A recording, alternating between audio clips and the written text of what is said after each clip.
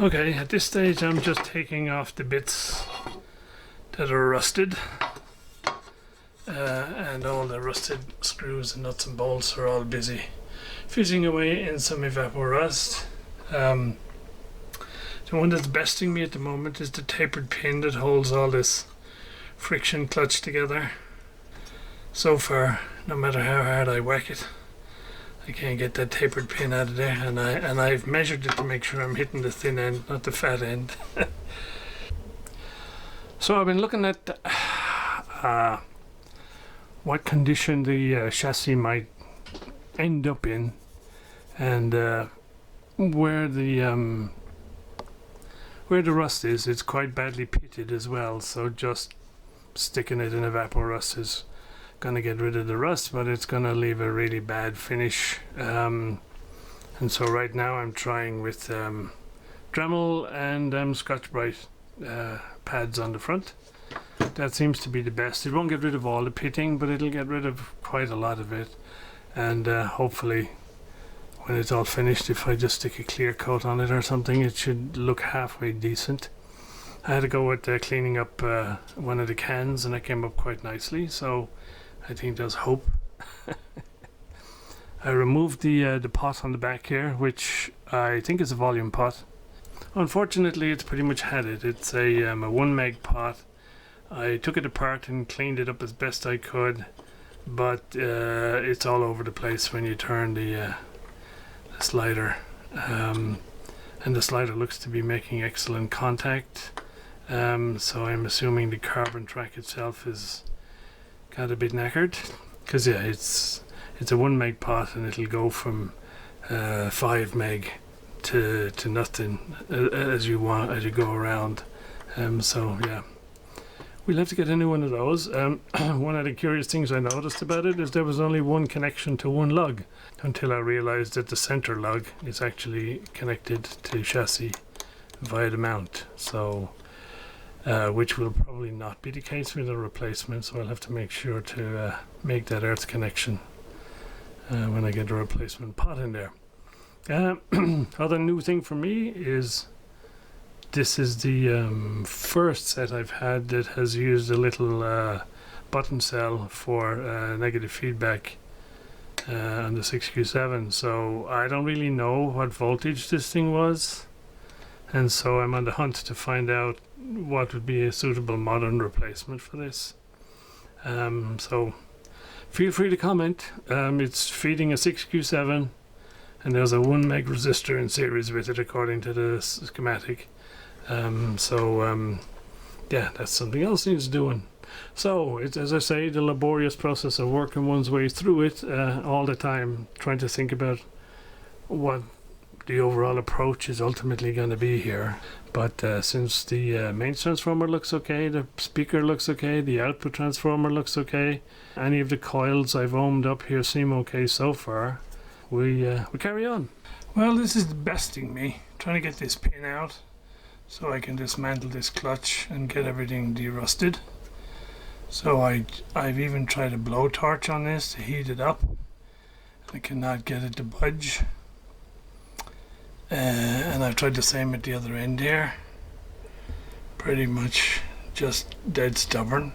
So yes, I think I'm going to have to cut the pin off and one, if not both ends here, and then drive it out when I can put this in a vise, and then find a replacement pin when I come to put it all back together. Fun and games. Well, I don't mind admitting, guys, this was a bit of a ball breaker, trying to get this clutch mechanism for driving the tuning condenser apart. Because essentially you just have a little clutch thing here where you have a fixed plate and a movable plate. And this movable plate is sprung loaded against the dial mechanism, the plate that rotates. And it's that friction which enables it to turn around. All of these things were locked on the shaft. I just couldn't get them off, and so I had to cut the pins. There's tapered pins either end. I literally had to cut them off so I could get these parts off and get everything into the derust and, you know, get it cleaned up. But even after I got it out of the old the derusting stuff, everything was completely locked on here. Now, I know this one is fixed, so I could have left that one on there, but then I couldn't figure a way of just prising this movable one away from it. So I thought the only safe thing to do is press them both off, and so I had to rig up a sort of a press, which essentially was just a long socket, and put it in the vise and press them apart. And as you can see, this shaft is knurled here, so this is press fitted on here. But that's okay, we'll press fit it back on there. But at least this is now free, and I can clean all this up and get it working properly. I still have to drill out the holes where the pins were and come up with a way of replacing them. But we'll cross that bridge when we come to it. So speaking of drilling out these little pins, I managed to drive that one out, but this one was having none of it.